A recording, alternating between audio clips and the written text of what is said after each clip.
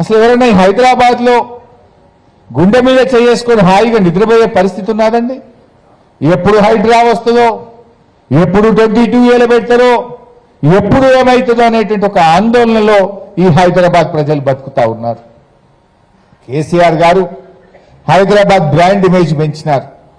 ఆనాడు కేసీఆర్ గారు ఉన్నప్పుడు ధరలు పెరుగుతూ పోయినాయి, హైదరాబాద్కు పెట్టుబడులు వస్తూ పోయినాయి, ఐటీ కంపెనీలు, పరిశ్రమలు, హైదరాబాద్లో అద్భుతమైనటువంటి అభివృద్ధి జరిగితే యావత్ భారతదేశం హైదరాబాద్ వైపు చూసింది.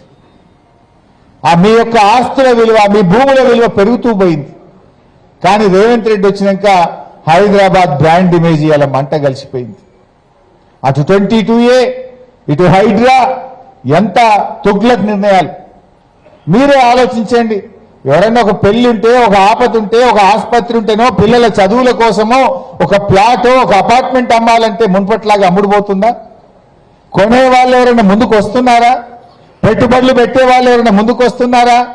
మీ పిల్లలు అమెరికాలో ఎన్ఆర్ఐలు ఎక్కడన్నా ఉంటే గతంలో ₹1 సంపాదిస్తే హైదరాబాద్లో ప్లాట్ కొన్నా అన్న అని డబ్బులు పంపారు.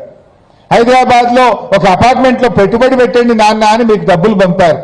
కానీ రేవంత్ రెడ్డి వచ్చినాక అమ్మో ఏమైపోతుందో అని వాళ్ళు అక్కడే విదేశాల్లోనే స్టాక్ ఎక్స్చేంజ్లోనో అక్కడే పెట్టుబడులు పెడుతున్నారు తప్ప హైదరాబాద్లో పెట్టుబడులు పెట్టే ధైర్యం చేయలేని పరిస్థితి వచ్చింది. అంటే ఈ పిచ్చి ఆలోచనల వల్ల, ఈ తుగ్లక్ నిర్ణయాల వల్ల జరుగుతూ ఉంది. ఈసారి కూడా వెయిట్ చేద్దామా? వెయిట్ చేస్తే టైం పోతుంది, డిమాండ్ తగ్గదు. అంటే రేట్ ఆగదు, డిమాండ్ తగ్గదు. నమ్మకమైన క్రెడాయి బిల్డర్లతో CREDAI Hyderabad property show August 28, 29, 30 HITEX లో. వాళ్ళ ఈ 22A అనేది ఒక కూకట్పల్లి సమస్య కాదు, ఇది కేవలం ఒక కాలనీ సమస్య కాదు.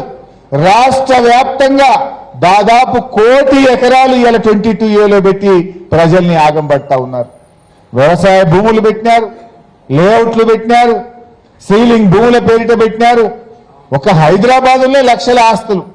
మొన్న నేను మల్కాజ్గిరి పోయినా, అంత ఆ తర్వాత మేడ్చల్ పోయినా, నిన్న కుత్బుల్లాపూర్ పోయినా, ఇవాళ కూకట్పల్లికి వచ్చా.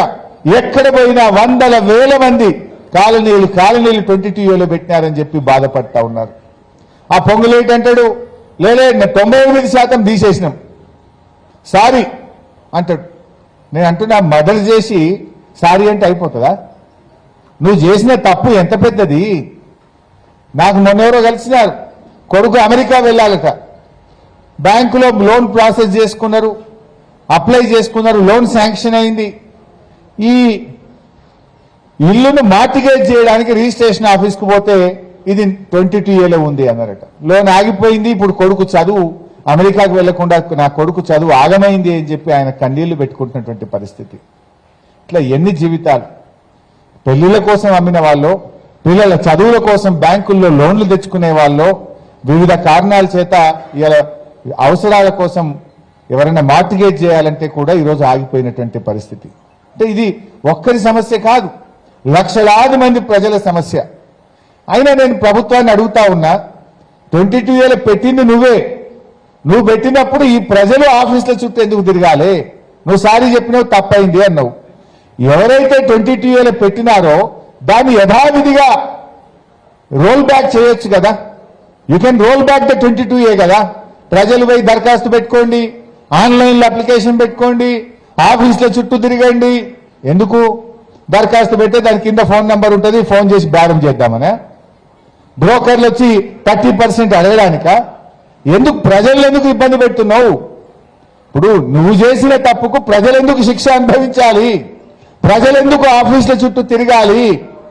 నువ్వు తప్పు చేసి 22Aలో పెట్టినావు గనక, ఏది పెట్టినావో నీకు తెలుసు గనక దాన్ని తొలగించాల్సిన బాధ్యత కూడా మీ మీదే ఉంది అని చెప్పి కూడా నేను ప్రభుత్వాన్ని డిమాండ్ చేస్తా ఉన్నా.